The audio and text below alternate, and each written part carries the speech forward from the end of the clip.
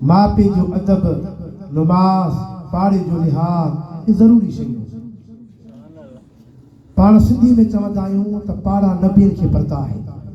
हुज़ूर करीम अलैहिस्सलाम जी हदीस आहे, पाण करीम फरमायो ला युमिनु अहदुकुम, तव्हां को बि हिकिड़ो मुमिन नथो थी सघे। 3 दफ़ा सरकार इहे लफ़्ज़ फरमाया। असां वटि साईं कंहिंखे पिया चओ? पाण करीम फरमायो त जेको पाड़े सिरे खे ॾुख होए इहो मुमिन नथो थी सघे। पाड़े सिरे खे ॾुख होए इहो मुमिन जी लज़्ज़त कीअं चखंदो?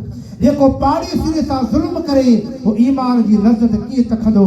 अल ग़र्ज़ मुंहिंजा मुस्लमान भाउ, पाड़े जो हक़ आहे, माँ पे जो तमाम हक़ आहे, तमाम वॾो हक़ आहे। अल्लाह क़ुरान में फरमायो, सिपारो 15 रब करीम फरमायो वक़दा रब्बुका अल्ला तबुदु इल्ला इय्याहु व बिल वालिदैन ihsana।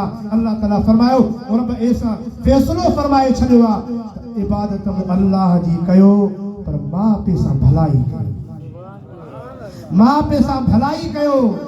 मदीने वारे मीर जूं बेशुमार नुमाद अला हदीस वन। हिकिड़ी हदीस पाक मिशकात मसाबी में आ, जामे तिरमिज़ी शरीफ में आ, हज़रत अबू ज़र गफ़ारी खां रवायत आ।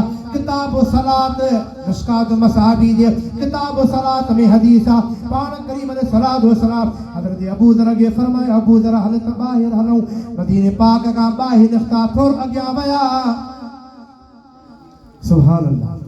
अबू ज़र जो वॾो मक़ाम आहे। हुज़ूर हर सहाबी खे पंहिंजो मक़ाम ॾिनो।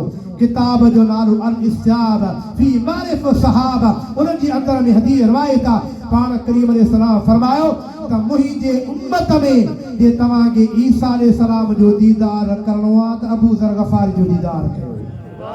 मुंहिंजे उम्मत में ईसा रूहुल्लाह जो दीदार करणो आहे त अबू ज़र गफ़ारी जो दीदार कयो।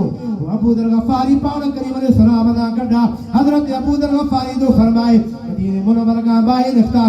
पाण करीम अलैहिस्सलाम फरमायो मिशकात मसाबी में पाण करीम अलैहिस्सलाम जी हदीस आहे, अॻियां विया वण जा पन्ना छणी रहिया।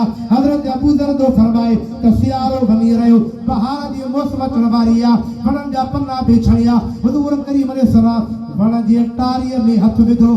पाण करीम अलैहिस्सलाम वण जी टारीअ में ॿिनि टारियुनि में हथ विझी पाण करीम फरमायो या अबा ज़र उन्ज़ुर इलैया, ऐ अबा ज़र हेॾां निहार, हेॾां निहार। अबू ज़र निहारो, लब्बैक या रसूल अल्लाह, अल्लाह जे हबीब हाज़िर आहियां। 3 मरतबा पाण करीम फरमायो ऐ अबा ज़र हेॾां निहार। वरी बि पाण करीम अलैहिस्सलाम फरमायो ऐ अबा ज़र हेॾां निहार। अबू ज़र चयो लब्बैक या रसूल अल्लाह व सादिक, अल्लाह जे हबीब हाज़िर आहियां, नेक बख़्त थियुसि। पाण करीम अलैहिस्सलाम वण जी टारीअ में झले ज़ोर सां लोॾो ॾिनो, दुधार ॾिनी आहे त वण जा सभु पना छणी पिया। पाण करीम अलैहिस्सलाम फरमायो ऐ अबू ज़र गफ़ारी, ऐ अबू ज़र जेको मुस्लमान 5 वक़्त नमाज़ पढ़ंदो अल्लाह उन जा गुनाह ईअं माफ़ कंदो जीअं वण जा पन्ना सभु छणी विया हलिया।